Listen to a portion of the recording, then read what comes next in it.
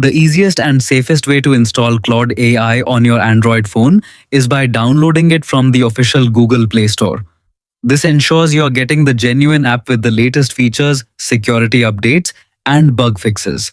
First, unlock your Android phone and open the Google Play Store. Tap the search bar at the top of the screen and type Claude AI or Claude by Anthropic. Then press the search button on your keyboard. From the search results, look for the official app published by Anthropic. Double check the developer name to make sure you're installing the correct application and not a similar looking app. Once you've found it, tap the install button. The app will begin downloading automatically.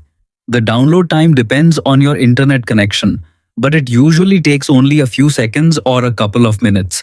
Once the installation is complete, the install button will change to open. Tap open to launch Claude AI for the first time. If you already have an Anthropic account, simply sign in with your existing credentials. If you're new to Claude, tap sign up and follow the on-screen instructions to create a free account. You may be asked to verify your email address or phone number before you can start using the app. After signing in, you can immediately begin chatting with Claude.